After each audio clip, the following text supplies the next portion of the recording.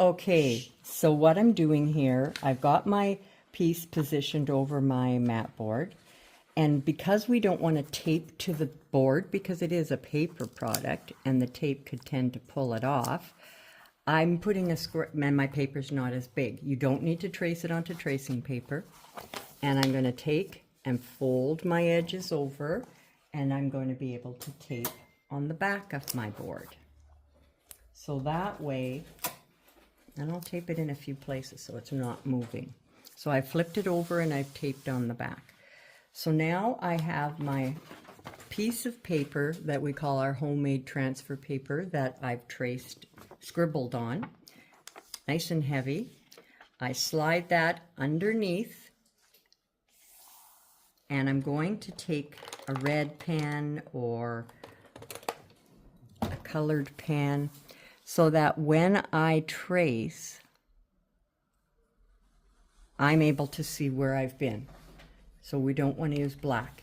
Now, do you see how faint it is? So it's nice and faint. I'm going to trace all of the lines that are on my pattern.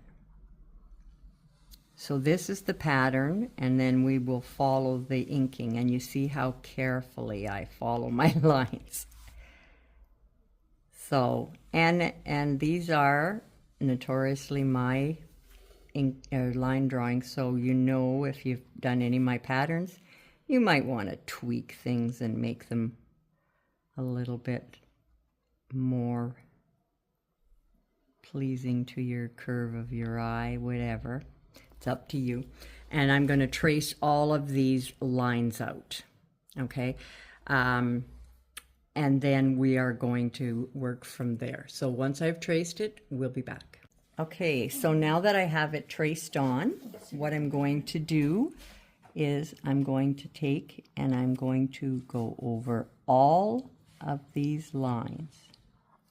So we take and we trace every line that we've just done.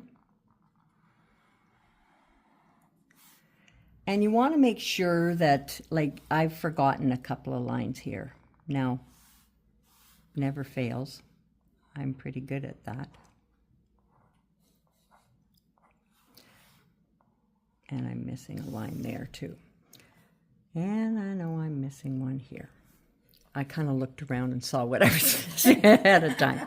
So everything that you have on here, you're going to outline with a 01 or a 02. It's your choice. It's not going to make much of a difference. Now, we do have a pattern that's reduced for a card, and if you're doing the card, it's smaller, so I would recommend using the 1. You don't want the 2 to look a bit too thick. So I'm going to use this. Now, if I've gone off my line a bit there, afterwards we can erase. But by the time we do our inking lines, like, you'll see what I mean by that. Once we do those, now I'm just straightening out some of these lines because I am notorious for bad line drawings. But once we do all of these lines, then we're going to come back and I'm going to show you what we do as an inking technique. So right now you're going to go ahead and you're going to trace all of the lines, the leaves, everything. And of course not my signature, but you'll sign your own and date it. People like to have a date on it to know when they did this piece or whatever. So, and if you give it as a gift, people like that too. So I know some people are picky about it and they'll sign the back of it or whatever, but it's kind of nice to sign it on the front. Yeah. So anyway, you're going to go ahead and you're going to outline all of those lines. Alrighty. So we have outlined everything, and I'm now still going to be working in sections. So I'm going to have my 05 that we're going to take, and that's a fatter marker. And the reason is we don't want to waste all the ink and ruin the nibs. If you tend to, we want something filled in fairly solid. I'm not filling it in absolutely solid, So we call it fairly solid.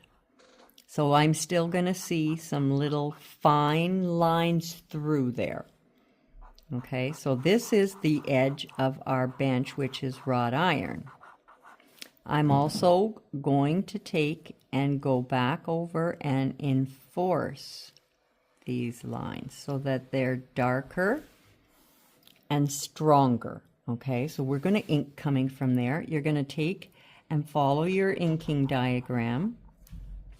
So that's this picture here.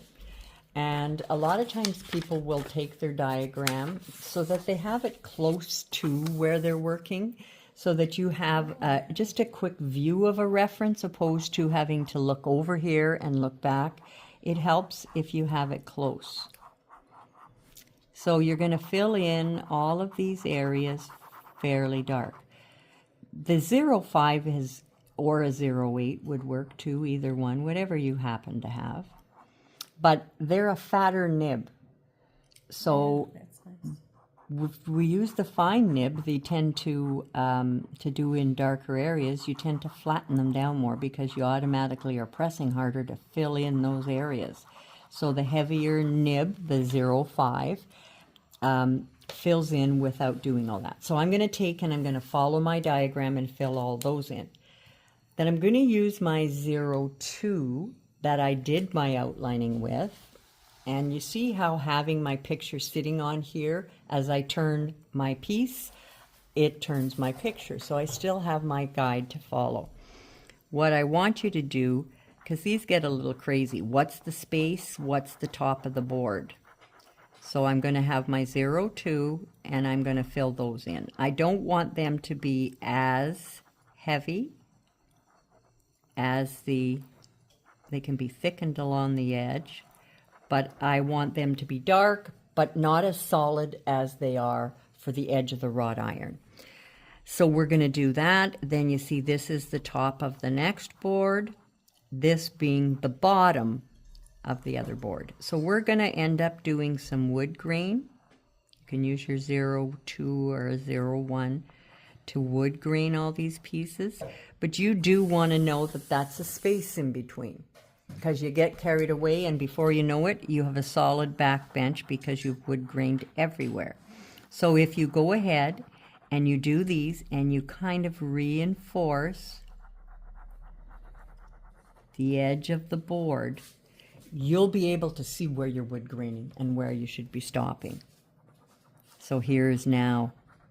And if I'm wood greening, one of the weird things is you will tend to make all your knots in the same place. Mm-hmm. They just follow each other. So we'll do a knot over here, and I might do a couple of curves like that. So if you go through and you start doing those just to create a look of wood, some people will go right to town and have the most ornate wood ever. It's totally up to yourself.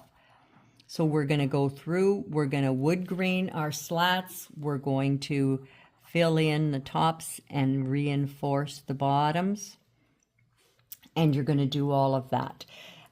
With your leaves right now, what I'd like you to do is to take your 02 and reinforce, and I'm not sure what's under the camera here. So I want you to reinforce the edges. You're going to find you've got some leaves that overlap each other.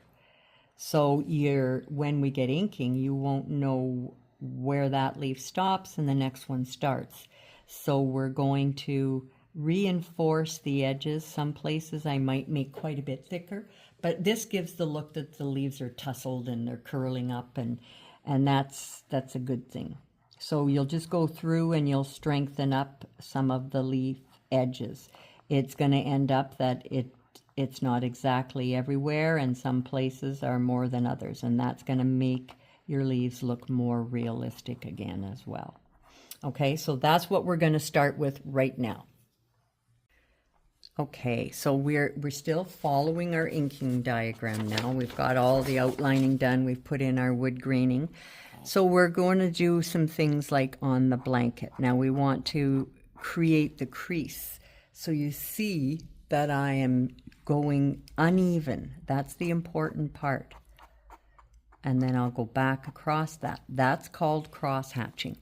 You are not doing X's and O's. You don't want it straight. And where we want it to be a shadow, I go over more. So do you see how it's darker there? We want to bring some curved lines that create the bend look to the blanket. So you're going to follow your diagram and do the inking uneven. Am I in the camera? Mm-hmm. All the way along.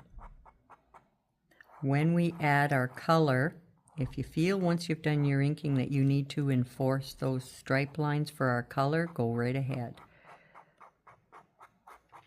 You hear the scratching on the board, but I am not pressing. Uneven, we don't want them all to end or at the same place because that creates a different look to it. It makes it rigid, draws your eye. Anywhere that's perfectly straight or squared off draws your eye to it, and you'll see, well, I don't know what's wrong with that, but it's usually that's what it is. So you see how I'll darken a couple of these lines so that it's giving the look that, and I can pull a few coming back, just a couple to round that over, but I don't want you to go completely down that side. So we're going to create the shadow because the blanket is curled under here. So you see that cross hatching.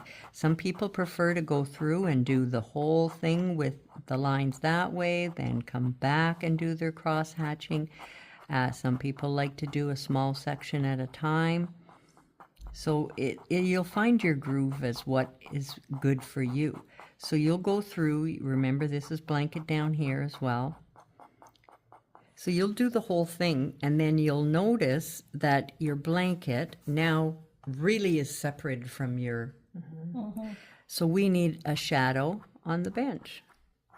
So we do our cross hatching here as well. Sometimes it'll look like that it's, but you see that I'm not going to do just cross hatching on my bench pieces because now this background is coming towards us because it's left completely light. So I am going to have a little bit of a cross hatching in the background. And I'm not doing everywhere, I just do along the edges where we would shade. Uneven, that's the key. Up into the blank space.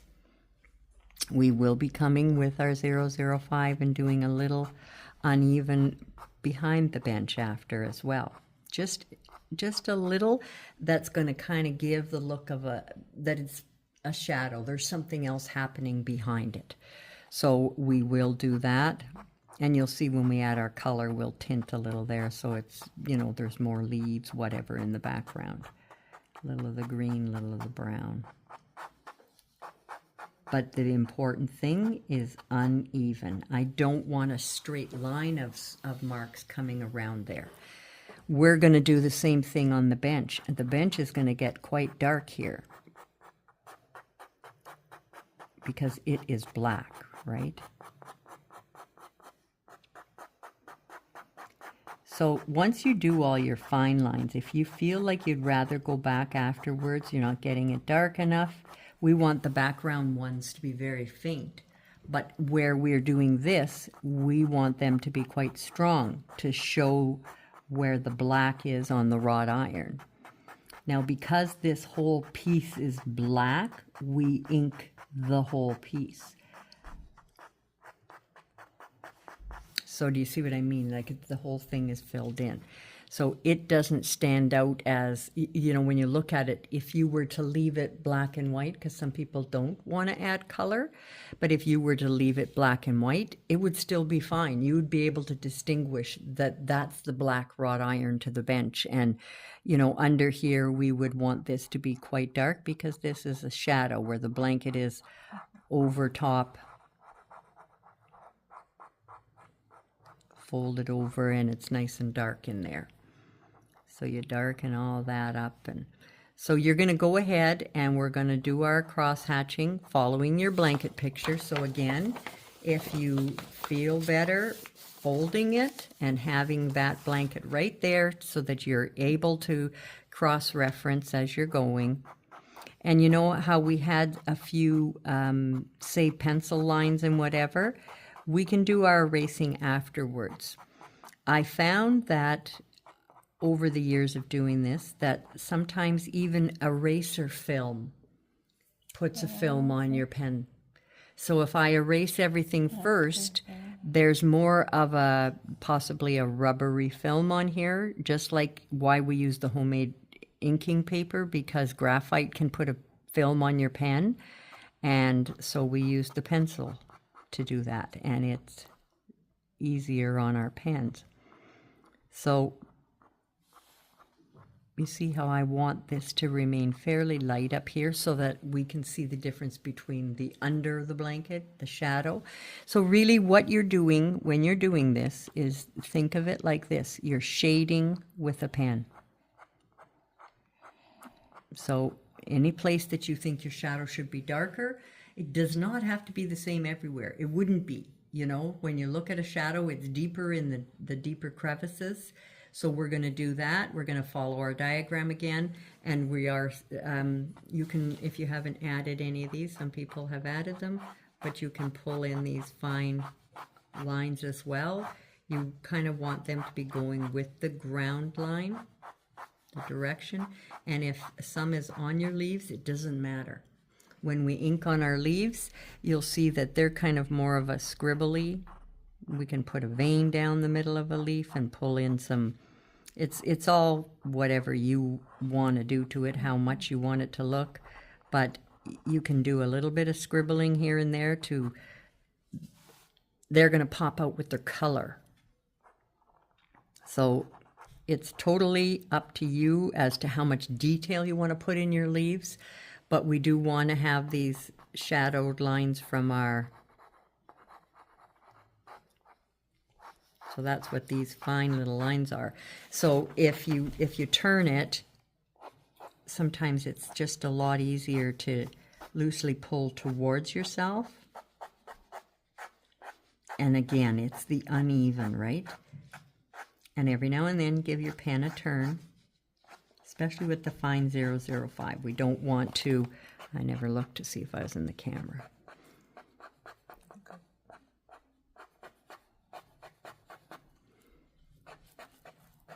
So you see how this has created the look compared to this side of a shadow already. And I still want to go more. Like we'll have our cross hatching under here to create that dark bits of shadow. But absolutely, I can't ink one the same. You won't be able to ink one the same. If you did a second one, it's going to be different. Paulette's over there doing cards. She's going to have different cards. It's guaranteed. But see, here I am with my 005 playing up here, and I shouldn't be. That's got a, why waste my tip on that? I should be keeping this for the fine work. So, all right, that's our mission, and that's what we're doing. So I've got the gel brushed on here, side loaded into my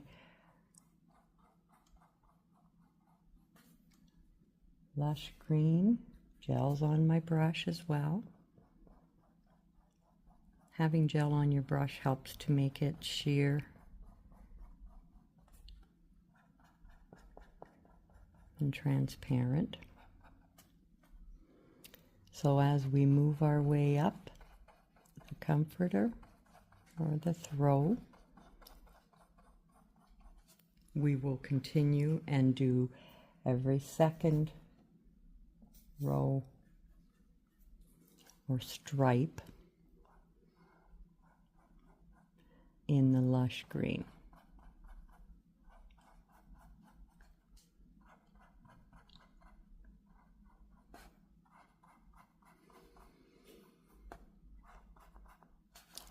And there I go again. Daydreaming.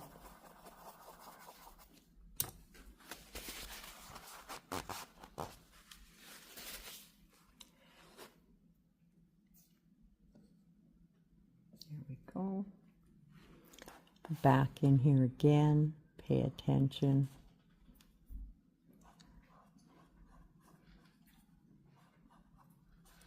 I don't know.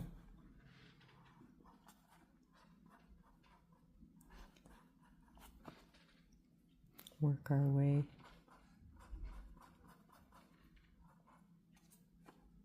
And that's all I'm going to see in that.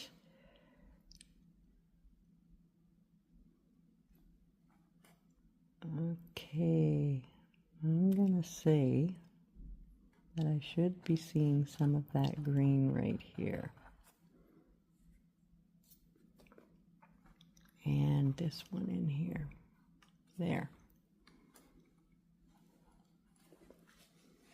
That's not too bad.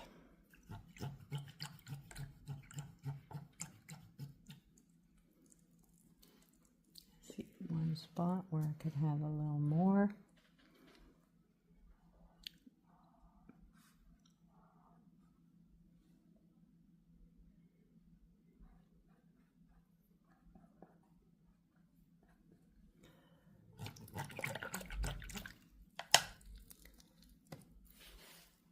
And then the next square is going to be with the burnt sienna.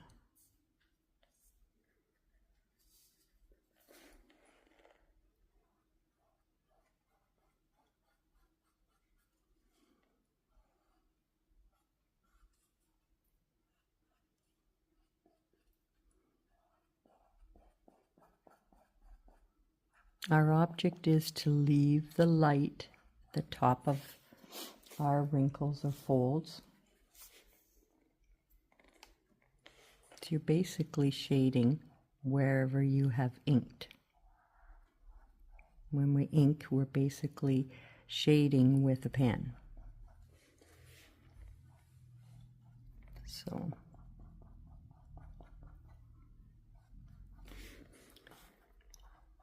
we're going to come through here.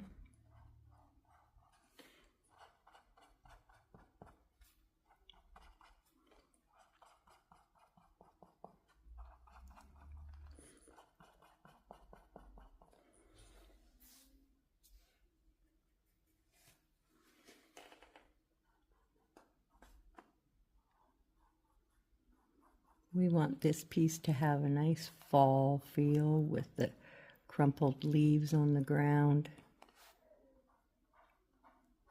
Nice fall colors in the Afghan.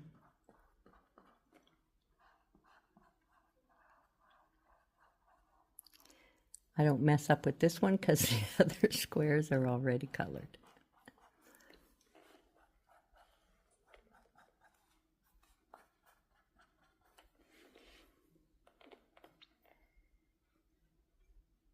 Strengthen that color a little more here.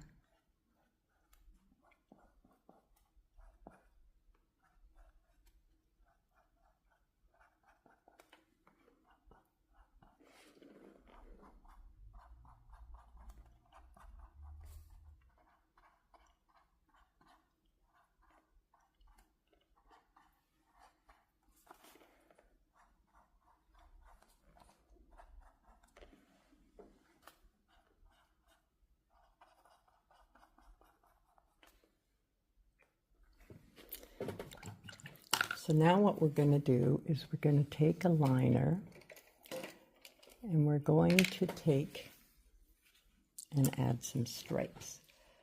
So I'm going to take and add burnt sienna stripes.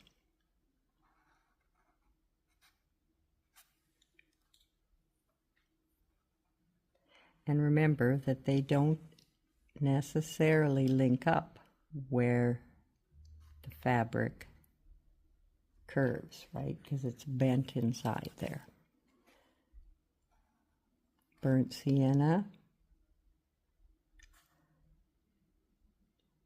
on the green.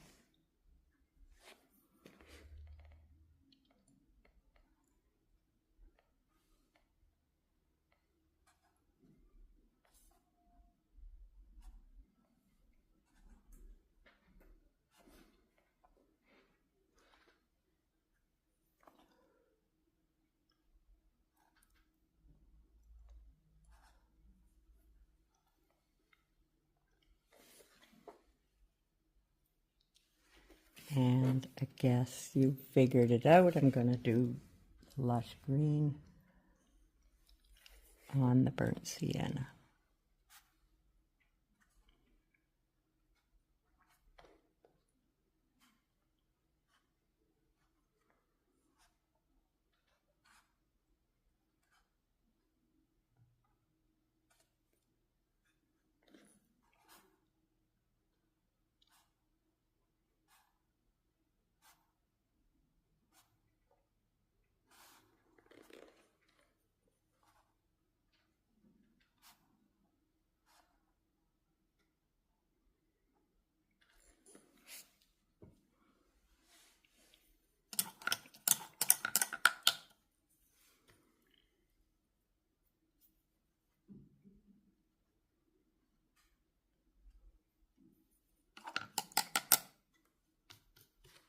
All right, I've decided that I'm going to come down through all of the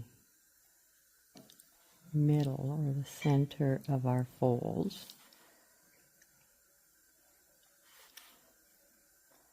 And it wouldn't be directly in that exact spot on all of them. It can kind of bend and ripple with the folds. I've brushed a coat of gel over the books, and now I'm going to take and I'm going to add the color. So the color on the top book is going to be the Hauser Dark.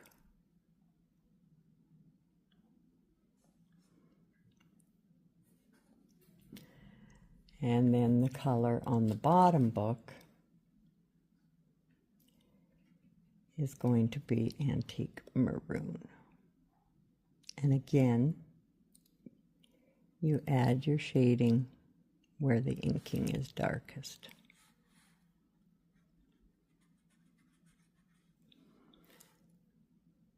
On the very edge of the book.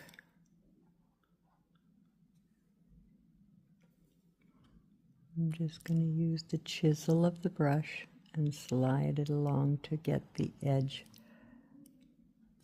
of my book binding there. All right. Now for the bench, I've brushed gel on it. I'm going to start in here next to the blanket edge and walk it out with a side load of neutral gray.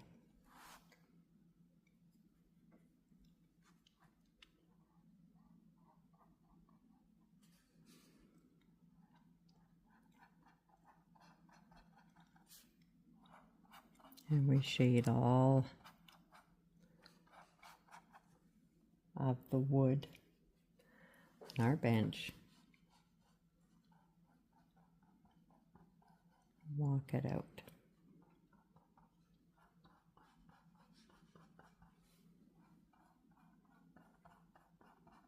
And we're going everywhere that the inking is. So on this side, it's on both sides of the board. If your gel is drying, pick up a bit more gel on your brush.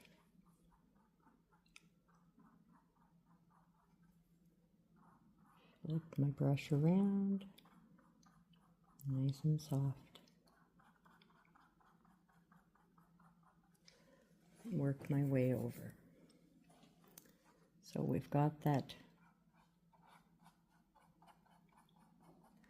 neutral gray on there. And now I'm going to clean my brush, load it in gel, and I'm going to come in and we're going to strengthen the inking spots or shading on our Afghan with raw umber. So it's just going to dirty it up a little bit.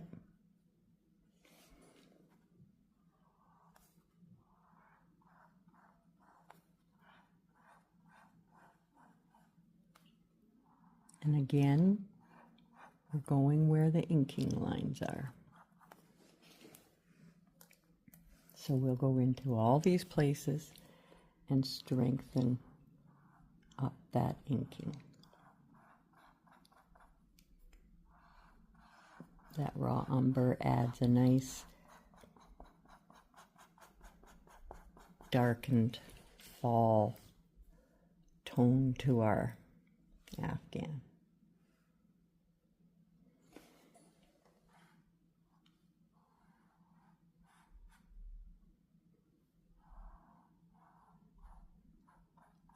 Follow your inking areas, walk it out.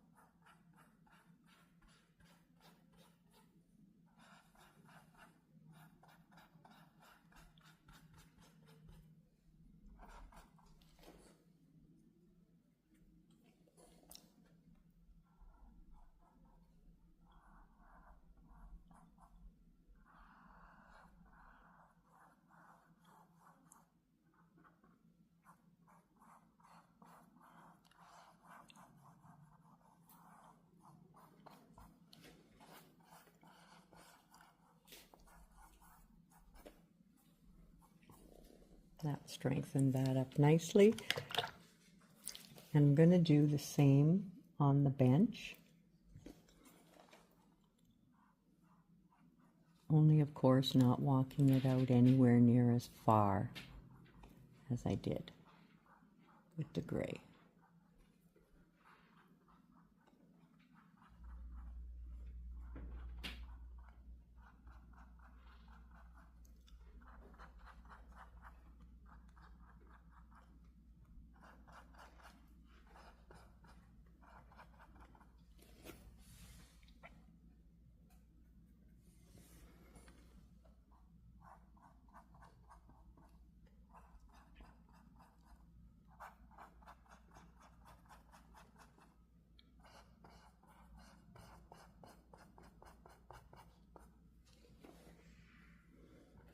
I think I could use a bit more gray coming out a bit further here.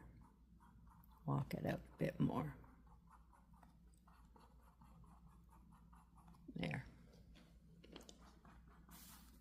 I'm still leaving a little bit of the very light, but it looks a little more woodsy. Okay. Now I don't usually do a lot of black shading with my pen and inks, but I really want this wrought iron to look like wrought iron.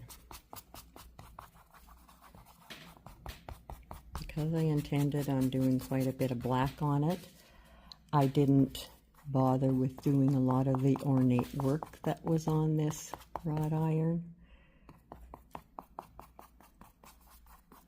So I'm brushing my gel over top. And I'm going to take my little number 8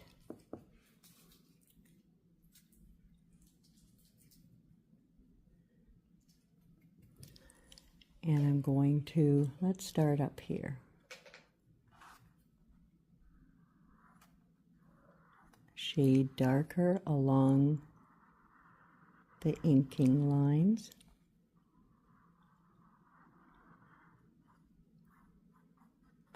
So you see how that's going to really intensify all of the inking. There's places that I'll have to come back and shade after. I'll flip my brush around.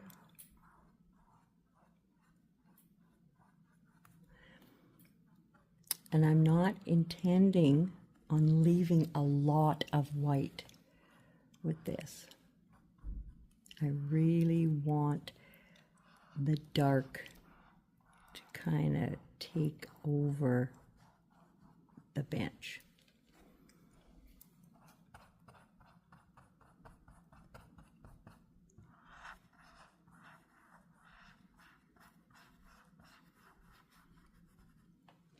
Really bringing that strength of black out. Clean my brush, reload in gel, side load again in black.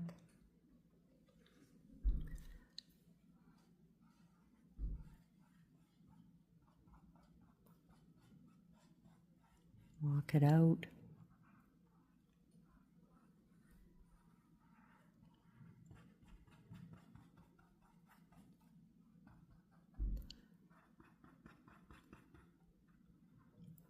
I want to leave still the look of the leaves at the bottom because we're going to be adding those.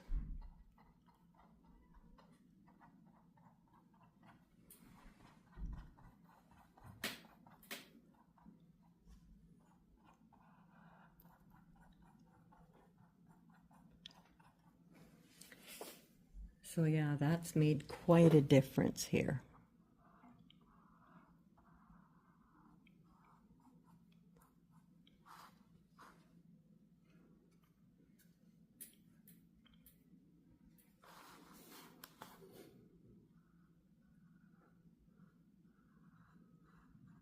Nice and strong.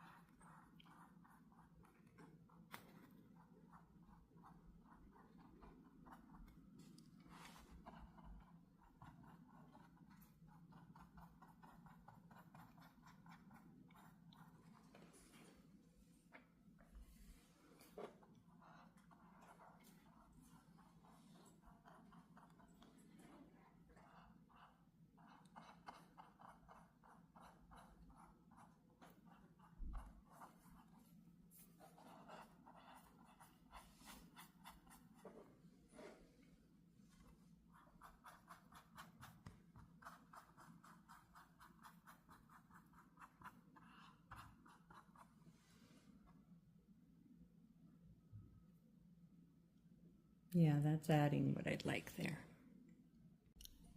I'm going to brush a coat of gel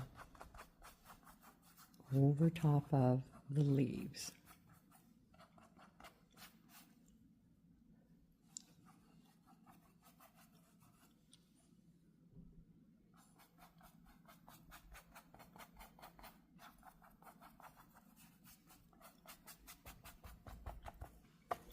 Now I'm going to pick up gel on my zero round and I'm going to pick up some of the fresh mango and I'm going to come in and just choose some spots on a leaf, not a particular whole leaf.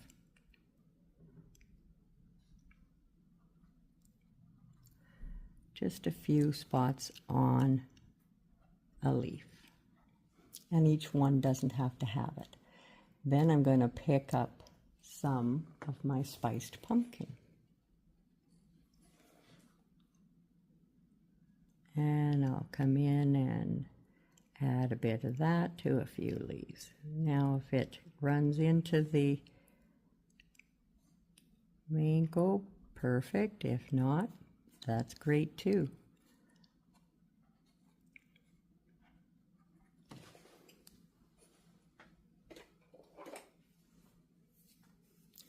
Now I'm going to be alternating between the colors. I'm going to now pick up, say, and every time I pick up, I've got gel with it, milk chocolate for a few. Getting a little bit of brown in there.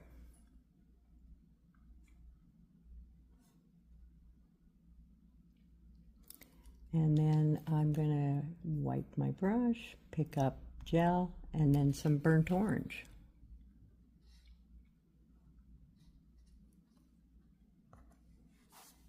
If my color's too bold, I don't have quite enough gel, blot it. Some of the leaves can have more of the orange on them. And I've also got sun gold. So if you want to have a bit yellow, which I'd like to have on some.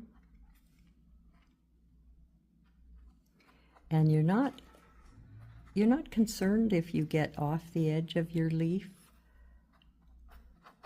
We're just dabbing these colors in here. We're getting some fall looking leaves.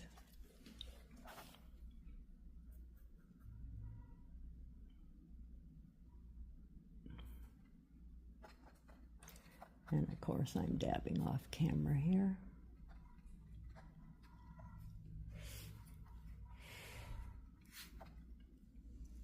And I think I could even pick up a bit of raw umber and come in and dirty a few more up. A little bit more that they've been there for a while. I think I really do like that orange, even though it's normally orange is very transparent. This one, burnt orange, is pretty. We've got burnt sienna on our palette as well if you want to go in with a bit of that. Dab on a couple of them, be nice. So we've got some yellow happening, some orange, some mango. You can have whatever you'd like in there. And then we're going to come in and we're going to add our green background. So I'm going to pick up, and I need some more gel out. I'm going to pick up some raw umber, and I'm just picking it up on my brush. I've got gel, raw umber, blush green, so that I've got that almost the grass is heading out. Oh, and of course, I didn't brush gel first. Get anxious. So I want to have gel, and I'm not worried if I push a little of my orange around. Ah, I forgot a whole section of leaves here.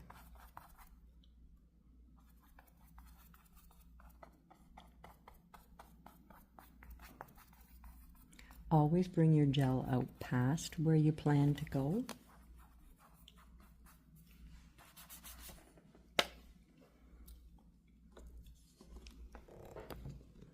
Try to get a bit more of the picture in the frame for you. Hope it didn't make you dizzy. So now that I have that gel there, I'm able to kind of just work in around my leaves, just dab in with the corner of your brush.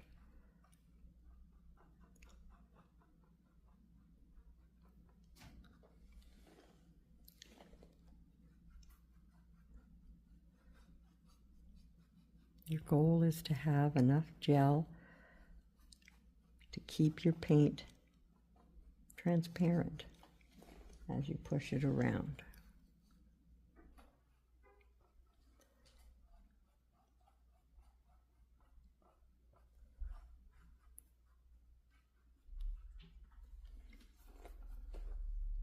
So always, if you're picking up more paint, I've got to come in and do those leaves. Pick up more gel.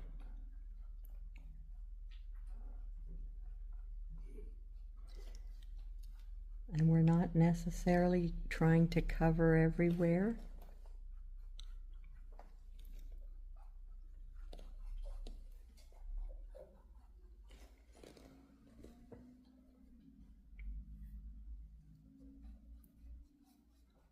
I love the way this brown and green is working in here with these colors. It's perfect for the Afghan to pick it up as well. But it really has that nice fall color tone to it. Looks very pretty and soft. That's the whole key with this, is nice and soft. We want to keep everything soft. So I got to come in here and do these last leaves.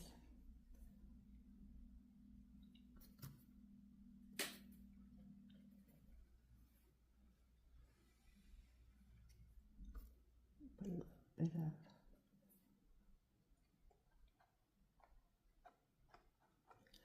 And if I want to try and work some more of the grassy green and brown in around these leaves, I can just come in with my round where it's difficult to get in with your corner of your brush. So just come in with the green and brown.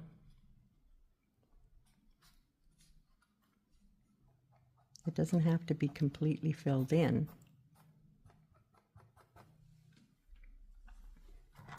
But you'd like a few of the areas. Okay. I'm going to turn it around. I'm going to brush some clean gel.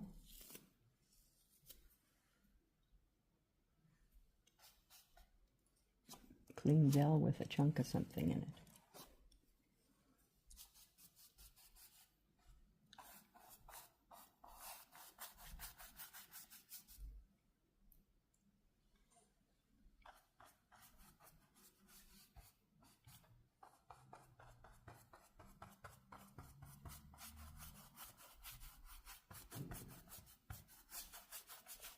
And again, like we say, always bring your gel out further than you're planning on going. I need more clean gel.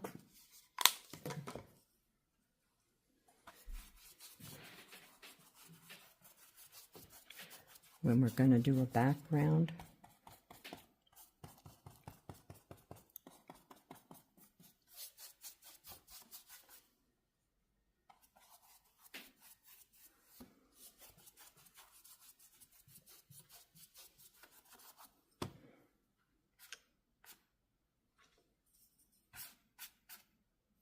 don't know what that was.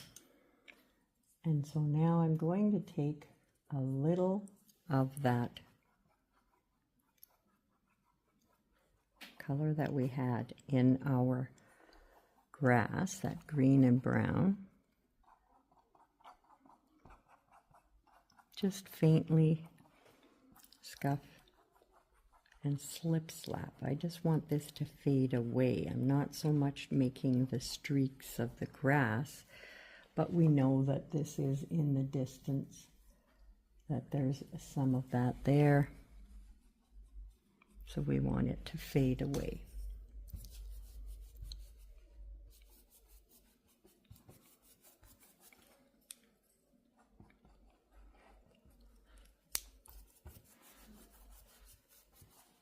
So I'm just grabbing my bigger brush to pull in a little bit of that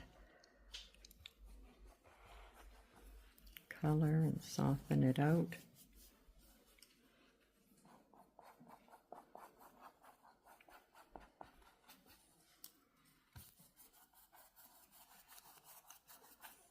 See how I'm able to soften that all out, fade it away. So it just gives a nice faint background fading out into there. I can take a little bit of the, maybe some of the yellows and oranges if we want. Put a little of that in there. Bring in a little of that fall leaves in the background. And again, just take my larger brush and soften it out. The larger brush does have the gel.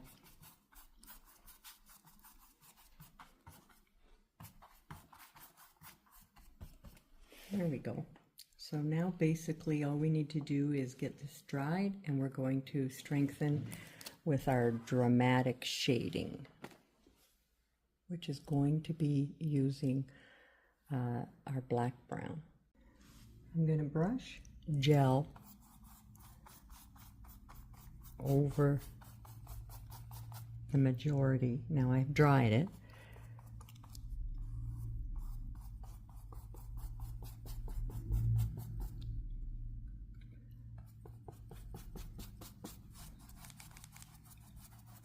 And I'm not cheap with the gel. And if you miss a spot, you'll really notice when you go to shade there. So I kind of tip my head a little bit to make sure that I'm seeing any dry patches, because you'll see them. Just tip your head a bit. We're not going out really far with this strengthening, or drama I always call it. So I've mixed some. So we just take our black brown, and I'm going to begin strengthening everywhere that I shaded. This, and I'm coming right over. What I mean by that is I come right through this time where the sky is in the background. So strengthen.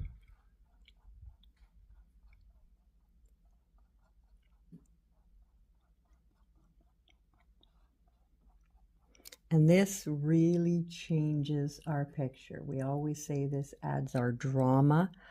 I'll be shading it on my books. You don't want to lose your color, but this strengthens all of the shadows. We'll be doing the same thing coming down our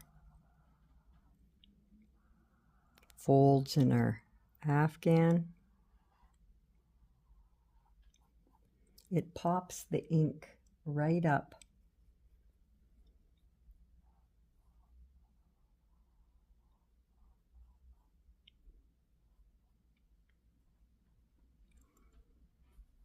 It's going to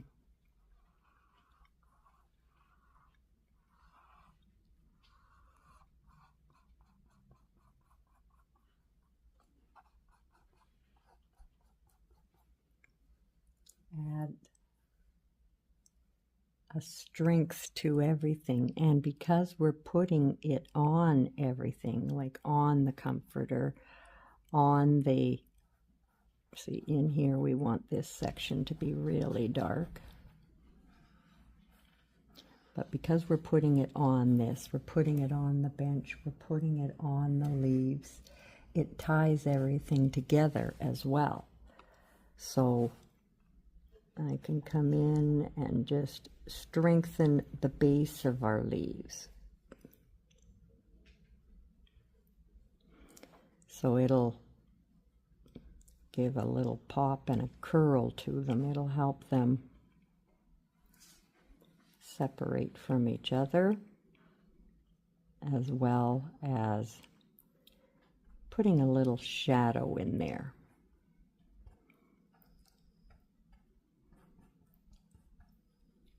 We'll shade a little in behind our leaves. And because the gel's there, you see how I'm able to smudge.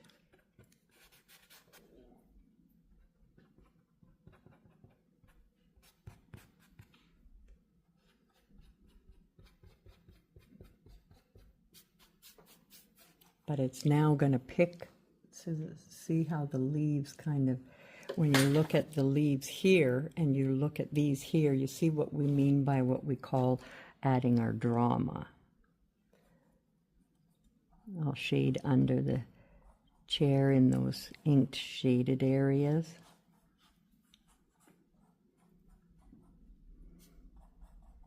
And it just gently walks out a bit. It's not tons of paint.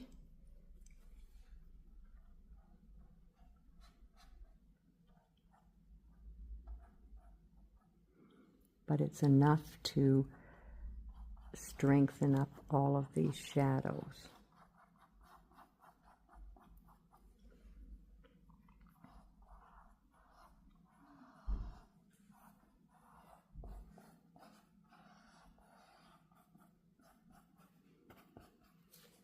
Okay, I'm going to finish the other leaves.